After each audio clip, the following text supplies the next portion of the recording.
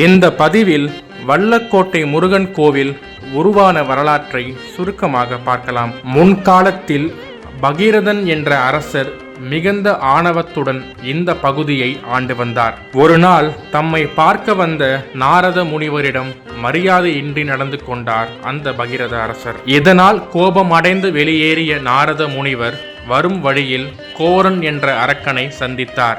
பகீரதனின் ஆணவத்தை அடக்க இந்த கோரனே சரியான ஆள் என்று தீர்மானித்தார். கோரனே, இந்த பகீரதனை வென்றால் மட்டுமே நீ உண்மையான வீரன் என்று சிண்டு முடித்துவிட்டு சென்று விட்டார் நாரதர். பகீரதனை போரில் வென்றான் கோரன். பகீரதனிடமிருந்து செல்வங்களும் அதிகாரங்களும் பறிக்கப்பட்டன.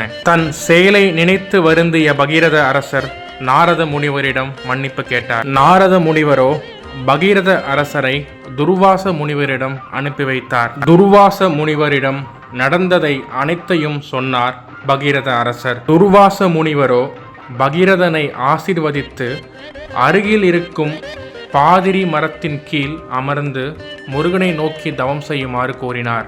தன் தவறுகளை நினைத்து வருந்தி மன்னிப்பு கேட்டு தவம் செய்ய தொடங்கினார் பகீரத அரசர். கருணை உள்ளம் கொண்ட முருகப்பெருமான் பகீரத அரசரின் முன் தோன்றி இழந்தவைகளை மீண்டும் பெற அருள் வழங்கினார். முருகரின் ஆசியை பெற்ற பகீரத அரசர் கோரனை சந்தித்து மீண்டும் போருக்கு அழைத்தார். போரில் கோரனை தோற்கடித்து தான் இழந்த ராஜ்யத்தை மீண்டும் பெற்றார் பகீரத அரசர்.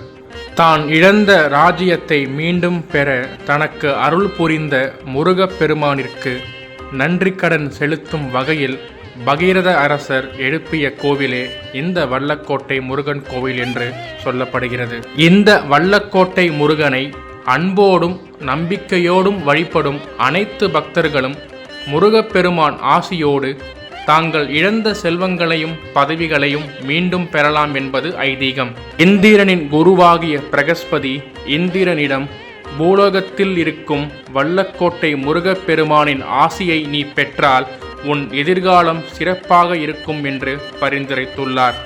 தனது குருவின் அறிவுரைப்படியே பூலோகத்திற்கு வந்து இங்கு ஒரு திருக்குளத்தை உண்டாக்கி இந்த முருகப்பெருமானிற்கு அபிஷேகம் செய்து பூஜை செய்து வழிபட்டுள்ளார் இந்திரன். இந்திரன் உண்டாக்கிய இந்த திருக்குளத்தில் நீராடிவிட்டு தொடர்ந்து 7 வெள்ளிக்கிழமைகளில் இந்த முருகப்பெருமானை வழிபட்டால் வாழ்க்கையில் சகல சந்தோஷங்களும் பாக்கியங்களும் உண்டாகும். இந்த பதிவு உங்களுக்கு பயனுள்ளதாக இருக்கும்னு நம்புகிறோம்.